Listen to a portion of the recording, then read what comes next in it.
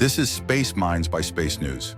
In this episode, co-host David Ariosto talks with Richard DalBello, principal at RDB Space and the recently retired director of the Office of Space Commerce.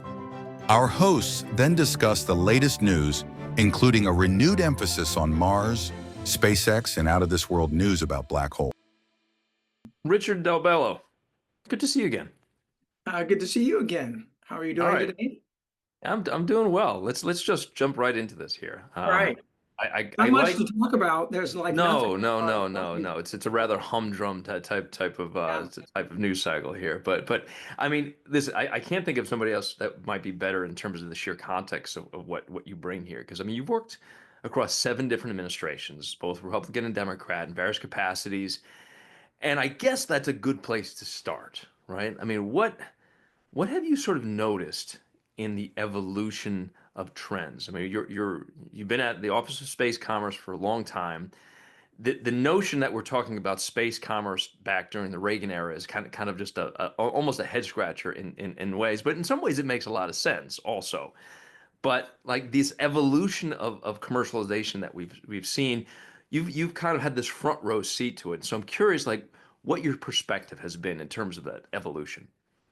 Well, I actually was part of the Office of Space Commerce in its earliest days. I wasn't there at the inception, but I was there at the end of the Reagan administration and the beginning of the first Bush administration.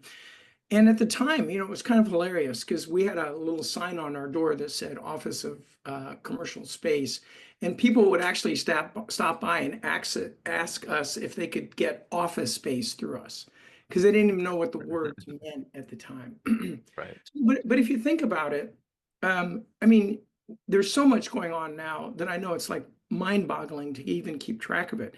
But back in the beginning, some of the fundamentals were established. Of course, we always had the satellite communications industry, and there was, even in the 80s, at the time, it was mostly a government-controlled monopoly through ComSat and Intelsat and globally, and there was already a big push to privatize and allow the commercial energy to enter that marketplace.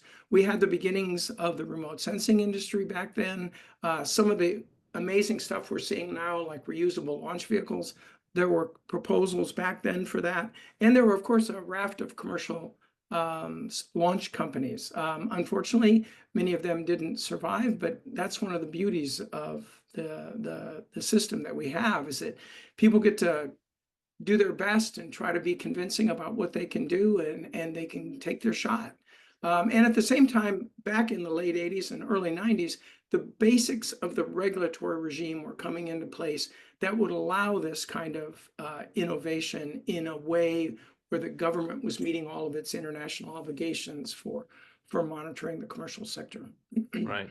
So I've talked to a number of different people about sort of like turning points when it comes to the nature of commercialization. And you talk to a lot of people, and that you often hear this sort of steady drum of like different iterative changes over the years. But there were some crucial moments.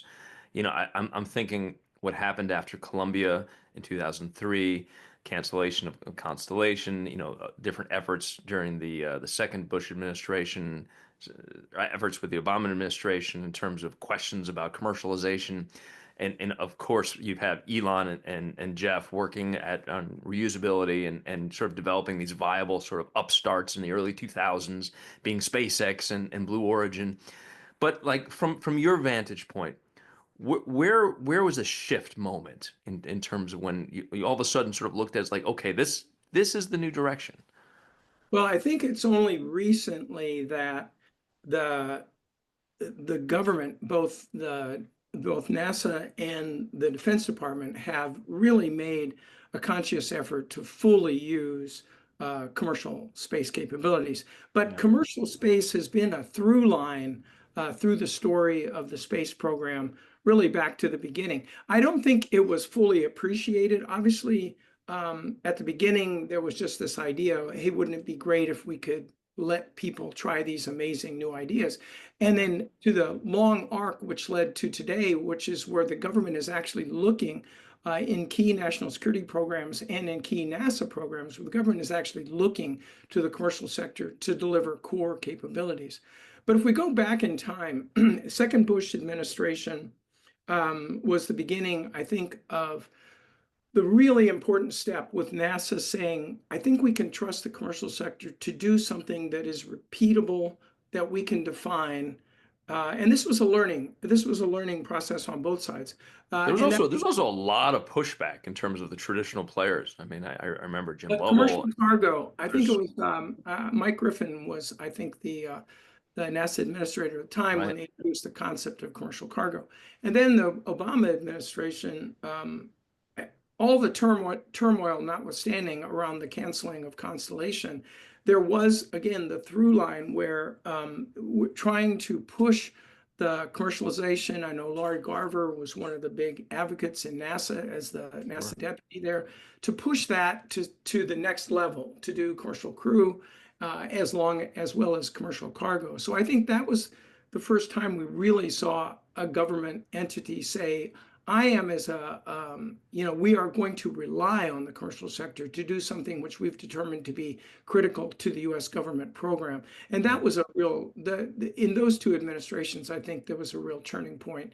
It's interesting too to trust. think about it in terms of the context of what was happening at that time. Because I mean, if you think about like 2008, 2009, I mean, the country and indeed the world is sort of reeling from the effects of a global economic crisis, and like priorities are starting to be shifted around, and you know how that sort of plays into sort of this confluence of not only new companies but new technologies that are starting to make these things a little bit more palatable, and reusability and just like the cost to launch is all dropping. It just strikes me as like almost like this perfect storm that's just sort of happening, or a coalition of factors that's happening all simultaneously to engender this. Is that fair?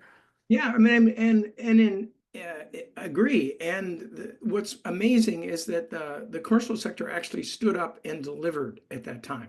I mean, there's an alternative way that story could have ended, which is the government put a whole lot of faith in commercial enterprises, which didn't succeed. You know, we had on the commercial cargo program very reliably Northrop Grumman and SpaceX delivering cargo to space station, proving the point, and then following it up with the commercial crew program. So I think it is, number one, amazing that the government made it to that point and got to the point where they really were looking to the commercial sector to deliver.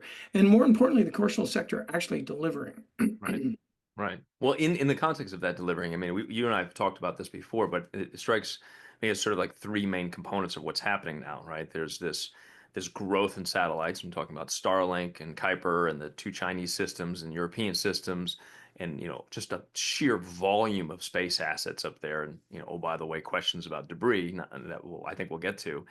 But then you have like this technology aspect, which is we just sort of alluded to, which is the AI, the sensing, machine learning, the tracking. And then you have all this new global competition. And not all of these systems are necessarily talking to each other in that context.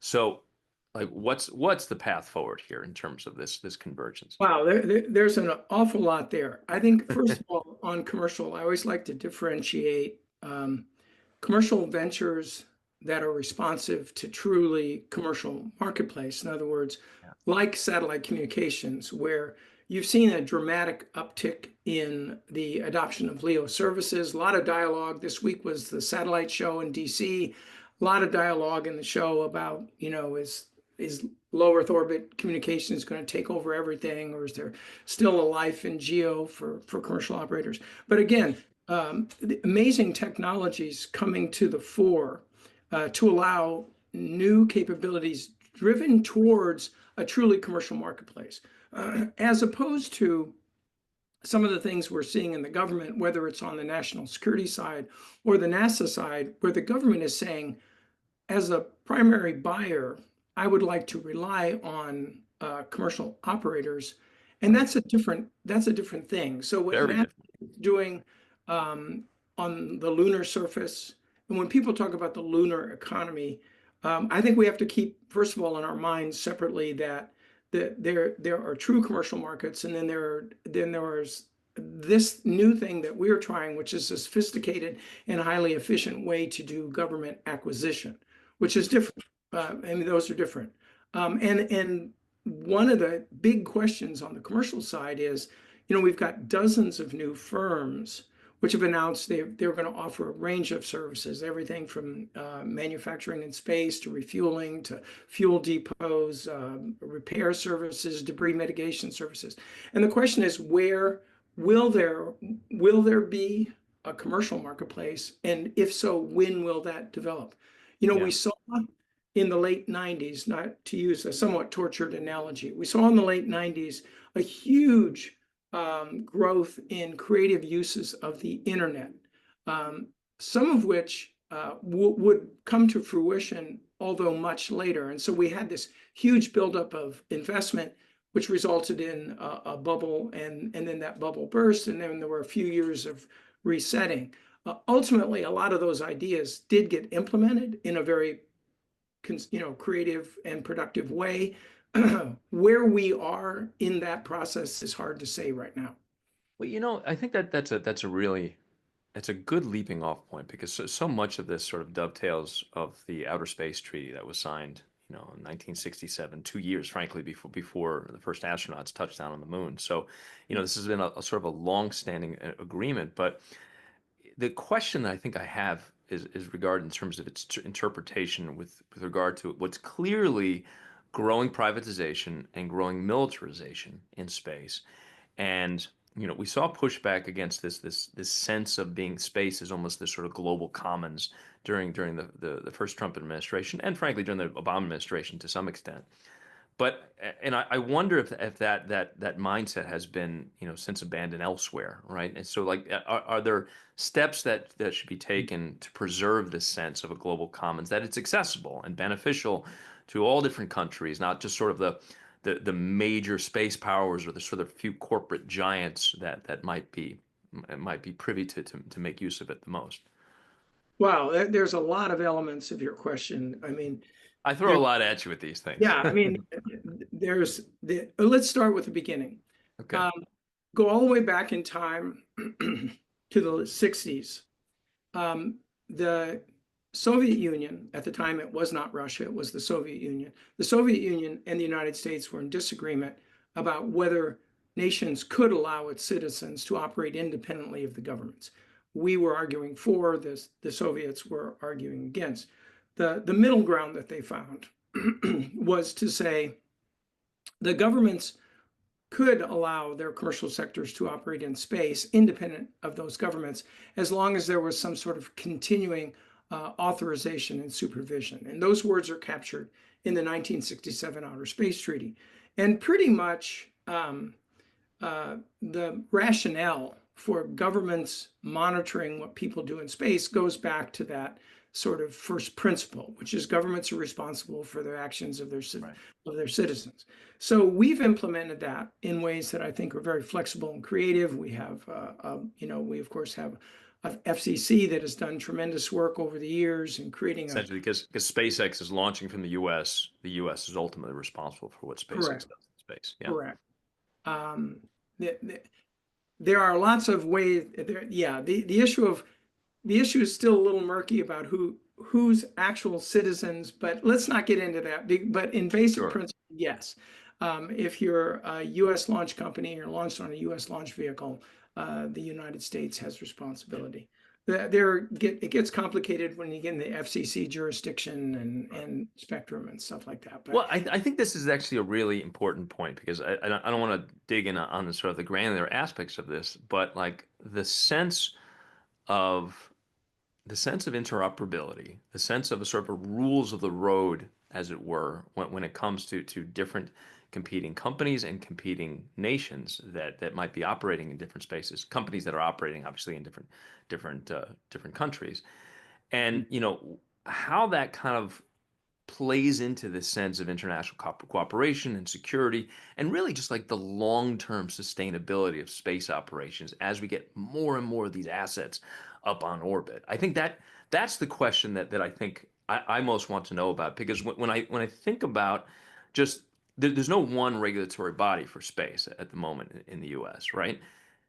that in of itself is complicated. But then when you try to work across China, with China, they have their own sort of bureaucratic machinations. There's questions with regard to the Wolf Amendment, how that plays into all this. So there's just like lots and lots of hurdles here in terms of actually getting those systems. And it almost strikes me as that you either need some sort of outside body or just a real commitment at the highest levels within both sort of major space powers to kind of get some sort of semblance of a rules of the road forged here. Is that what you're thinking or seeing? Yeah, let me take this in two big pieces. The first piece is what are we doing now and in the near future in the Yeah. US? And the second piece is what are we doing internationally? The in the US, one of the wonderful things about working in the space industry is that it is by and large bipartisan. That the disagreements that we have don't tend to break neatly along party lines. And so there is legislation in both draft legislation in both the Senate and the House that's looking at, of course, we have FAA does launch and we have the FCC does spectrum. The Office of Space Commerce in the Commerce Department does remote sensing licensing. So we've kind of split up the responsibilities across the government. And the question is, what are we doing as these new technology, commercial low Earth orbit facilities, refueling stations, infrastructure on the moon, mining of asteroids? There's a bunch of stuff that's coming at us that we know that the government will need to play some sort of overarching role. It doesn't have to be heavy-handed, but the government will need to be engaged. And so I think that's the debate that's going on internally in the US right now. And hopefully, I think there is at least some probability that we might actually make progress on that in 2025. Internationally, it's a little more complicated. And you alluded to this early in our conversation about the increased crowding in orbit.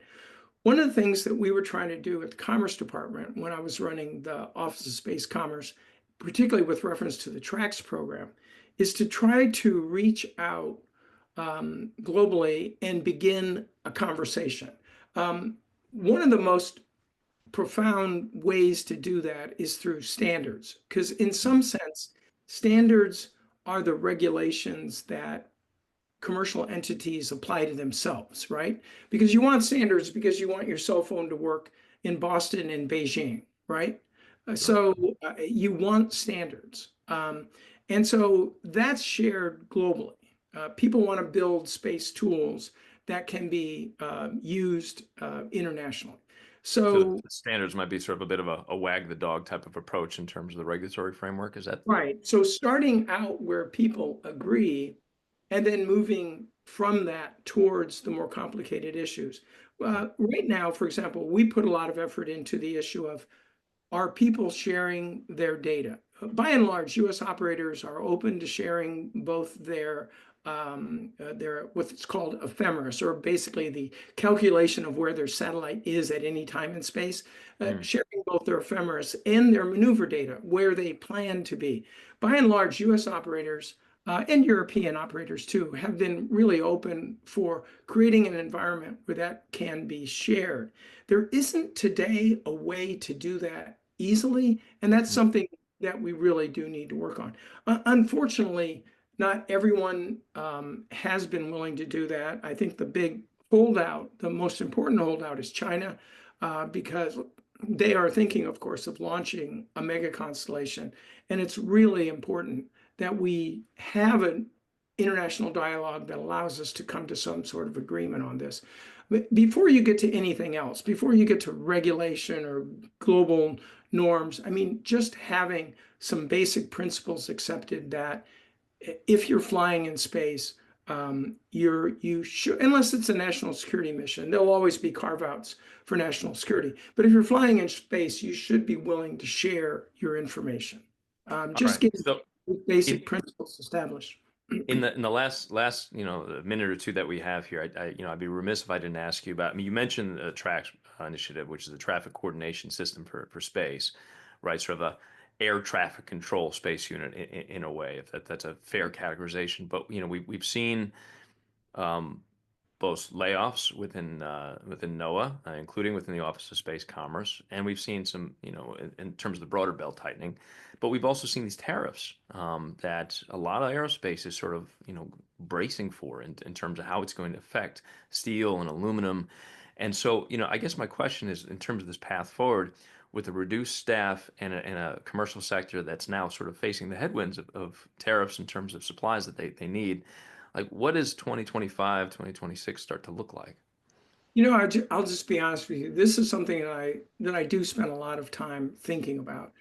Um, I think we don't know yet because we don't know how much of what is going on is permanent as opposed to sort of the shock and awe campaign of the incoming Trump administration.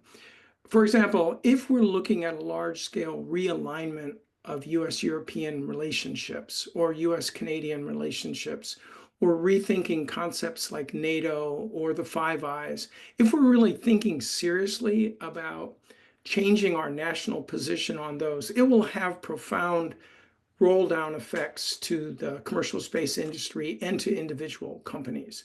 But I don't know that that's where we are yet. It could be that 2 months from now, nobody even remembers the trauma that is going on right now. I think that it's too early, that the issues that we're talking about are such that they are so large in scale. Mm. We're talking about a U.S. European realignment, sort of a rethink of the post World War II alliance structure that we have. That questions like what's the impact on commercial space are kind of hard to get to. There's, Yeah. it's kind of like a landslide, and the large boulders are falling first, and the debris that follows we can't anticipate yet. So the honest to God answer is, I've thought about this a lot. I haven't a clue. Well, Um, I think that is probably a good place to leave it. So I truly appreciate you coming on the show here. It's always a pleasure talking with you. Richard DalBello, thank you again. all right, thanks. It was fun. Now for Space Takes, where our hosts tackle the buzziest industry topics. Mike, how's it going? A lot of news this week, not least of which with this administration and certainly the Red Planet. So, what have you been noticing? What have you been paying attention to? Yeah, there's certainly been a lot of talk about Mars this last week or so. And I think we can start with President Donald Trump. He was on Fox over the weekend talking about this line he's used a couple times in both the State of the Union address and his inaugural address, where he brings up Mars, and he noticed, hey, it gets a lot of applause, Stars but I and think, Stripes, right? Stars and Stripes yeah, on the Red Planet. exactly, exactly. But I think the most interesting thing to me there was he said in this interview that Mars was not, I think the quote was, not number one on his hit list, and that it would be a great achievement, but it's not top of mind. And um, I don't know that that's necessarily a huge surprise, but it's a good way of kind of letting folks know, hey, here's where the priorities are. And I think especially because of his relationship with Elon Musk that we've talked a lot about the last several weeks, Musk has obviously been a huge advocate for sending people to Mars and sending missions to Mars as soon as possible. That I think this was a clarifying moment, and so that's where I would kind of start in saying, hey, this is a way to clarify what the Trump White House's priorities for Mars may be. It may be how they shape budgets, which to me that's the true sign of whether or not something really matters to a White House. And so I think we kind of start there.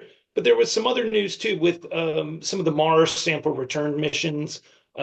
Peter Beck, the head of Rocket Lab, who we've had on the program, he wrote in an op-ed for Space News about, hey, what a commercial Mars sample return mission should look like. China announced one. So there's a lot of moving pieces here with Mars. What was your takeaway from the last week on this topic? Well, just the use of the term hit list, I think was somewhat telling. Just the verbiage there is specific, I would say. Right. But to your point, I mean, budgets and schedules, those tend to be the things that you look for in terms of like viable missions and like where the rubber meets the road in terms of the rhetoric versus the policy priorities. And because we haven't seen anything in terms of budgets or schedules yet, I mean, this administration is just different too. So it's Yes. possible that it's it's hard to apply the sort of the old rubric in terms of how you evaluate administrative priorities in the Trump administration because it just operates in a different sort of cadence. That being said, you have to kind of wonder with President Trump saying that this is not a sort of a number one priority. I mean, that seems to some extent obvious, but at the same time, the primacy of Elon Musk in the White House, the influence of SpaceX being sort of the preeminent space company globally, and the fact that Elon Musk, has made this really just a defining priority in terms of where he wants to go. I don't know. I wonder if that kind of represents like, maybe initial schism in terms of, the structure of where this administration kind of proceeds over the next coming years. But when it comes to Peter Beck, I mean, the Red Planet is in focus. There's no question about it, just by virtue of the statements given, and certainly President Trump giving that statement about Stars and Stripes in his inaugural address. That can't be overstated. The commercial aspect of Mars sample returns, I don't know. I find this very, very interesting in terms of like the broader pivot within the industry because we've always talked about commercial as it relates to GEO, as it relates to LEO, increasingly in cislunar. We've seen some lunar landers. You and I have kind of batted around this talk of what constitutes a lunar economy with a lot of these Houston-based companies and others. iSpace is certainly it's on its way there. It's a Colorado-based company, I think, with origins in Japan, but the questions of a commercial entity on Mars or heading to Mars, yeah, that jives with Starship and its structure, but I don't know. It strikes me as that like this old idea of NASA doing the big long-term interplanetary deep space stuff and commercial doing the little bit closer to Earth stuff is starting to change. Do you get that sense? Yeah, I think so. And I mean, and part of that, again, not to dwell too much on, but it's that dollar sign. I mean, Yeah. what Peter Beck said in his commentary was their proposed mission architecture is return samples as early as 2031, but for a cost of $4 billion. I mean, Right. $4 billion is a tremendous amount of money in the federal budget. I mean, not life-changing, not certainly there are many defense and certainly space programs that have been more expensive than that, but that's big dollars. That's a big contract to throw that kind of number out. It's a huge contract, but it's also almost a third of what that independent review of the Mars sample return mission was putting at. I mean, they were looking at returning Mars specimens back to Earth by 2040, Yeah. and at the tune of $11 billion. So, I mean, these are it. But you're right, though. I mean, it's sometimes easy to kind of say, oh, this is a bargain at only $4 billion. Right. And yet, I mean, it was NASA essentially sort of put this to different research labs and centers and commercial companies to like come up with some better ideas. It strikes me that this is Peter Beck coming up with an idea and saying, NASA, you should make good on it. So There's still this isn't a slam dunk either. There's still a lot of technical challenges. From how do you land large vehicles on the surface of Mars? There's refueling questions. There's questions of longer term about how do you keep astronauts alive. So there's still a lot to be done here. So again, not number one on the hit list, but it's a topic that we're going to hear a lot about, and especially because China is obviously very interested in this. They've said, hey, they were looking for folks who were interested in international cooperation on this topic. So this is going to be. I'm very hesitant to use the word space race. This is obviously going to be space race-esque. yeah, you mentioned the technology, and I think this is kind of one of the more fascinating aspects of this whole thing. The idea of this, Mars Ascent Vehicle, which is basically just a spacecraft that would have to have a propulsion system that's powerful enough to escape Mars gravity and place that sample into orbit. And I believe Mars is just like over a third of the gravity of Earth, so it's easier to take off than on Earth, not quite as easy as the moon, but it also kind of speaks to this broader technological evolution that both commercial companies and their government backers will need if this idea of a more viable human presence on the red planet is going to take hold. So you have to be able to land and go back and forth, and at some point they're going to have to sort of figure out this once every 26-month optimal Mars window in terms of that transfer. That you and I have talked about sort of different propulsion technologies, whether it's nuclear or something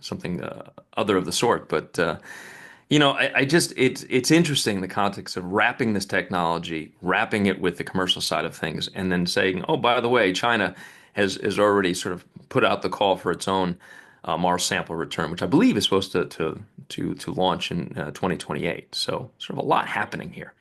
Right. And all of that, I think all of that's kind of happening at the same time as we talked about Elon, where it feels like we do almost every week.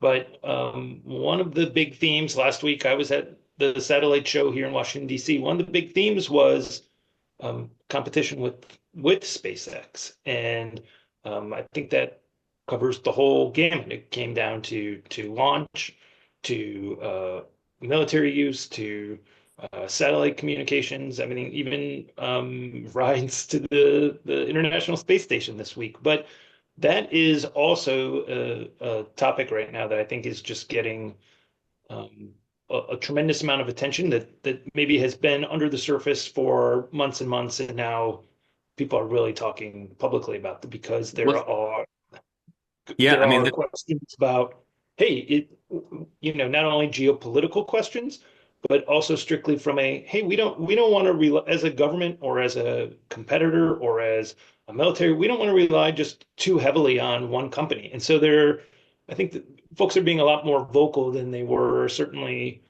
6 or 9 months ago about, hey, maybe there needs to be another player in town for any of these areas. It's funny that you mentioned 9 months ago, because 9 months ago, something actually, it was sort of a milestone in terms of Butch and Sunita, who, I mean, you can't get too much more of a visual representation of a single company and its dominance in across a whole host of aspects of the space sector, but visibly the fact that Boeing had so many problems with its Starliner that it had to return, and this like week-ish visit, which was essentially just a guest visit, has turned these astronauts into crew, and they're getting a ride this week back Yep. on a SpaceX craft that wasn't meant to be. It was meant to be a Boeing craft. And so that reliance is, I mean, it's front and center. And, you see it with regard to the Pentagon's reliance on SpaceX. ULA is meant to fill up some of those gaps with its Vulcan Centaur. But at the moment, it's hard not to see that SpaceX is a bit of in the driver's seat. Yeah. Yeah. I mean, one of the things I was really struck by was a comment following the Ariane 6 launch, where one of their officials said, "We are facing a new global reality in the space sector. The return of Donald Trump to the White House with Elon Musk at his side already has significant consequences." And so there is a feeling in Europe that, hey, maybe we don't want to rely on the United States as heavily as we have in the past. So I think we're going to see obviously more money go into these defense budgets around the world. Some of that will translate into space programs. Some of it will lead to launch or into other satellite programs that could compete with on some level with Starlink for some communication programs. So it's a really unique time where people are thrilled, I think, with the technology, but there are questions about whether or not they are leaning too much on it throughout the world. Yeah, it's, the term inflection point kind of gets thrown around a little bit too much, in my opinion. But I mean, it's hard not to see it that way in this. Just given the nature of investments in Europe and what's happening geopolitically, and given the nature of the technology shifts, and given the nature of plans for Starship launches toward Mars next year. I mean, who knows if that will actually come to pass? Because I think Elon has a sort of a habit of setting these very aggressive timetables and then just Sure. devising success if they get close to them. But it's an interesting time. It's an interesting time in space, not only for that, but I mean, and this is maybe sort of the story that we wrap up on. And Yeah. you'll forgive me here. I kind of snuck this one in on Mike toward the toward the end, but I don't know what to make of this. I don't know what to do with it, but I just found it interesting. And this sort of this new discovery with James Webb has implications, and these are not necessarily new implications. They fit within sort of like cosmological theories that sort of date back to the 1970s. But they essentially showed that new images that around 2/3 of the 200 some odd galaxies imaged by Webb rotate in the opposite direction to our own Milky Way galaxy. And the reason for that imbalance is not clear. So I should make that very, very clear out of the gate here. But one hypothesis suggests that this universe that we're living in might actually lie inside a black hole, and so that kind of fits along with certain tenets of black hole cosmology, which that postulates that this reality that we have, it fits inside it. I don't know what to do with that information. I don't know that it fits anywhere in terms of a commercial conversation by any stretch. But I did find it interesting, and just in terms of how space is a business story, space is sort of this, exploration story, and there's just also this almost philosophical wonderment that's kind of wrapped in everything that we do within this, and that's essentially why I threw it in there. Mike, I don't know Well, if you always have to use your imagination. I wonder what would this world be like if we were rotating the other way. So that's right. it's fun. It's fun. Well, let us know what you think. We'd love to hear from you. We're at spaceminds@spacenews.com. Thanks so much for watching this week. I'm Mike Bruce. And I'm David Ariosto. Thanks so much for listening and watching. You've been here on Space Minds.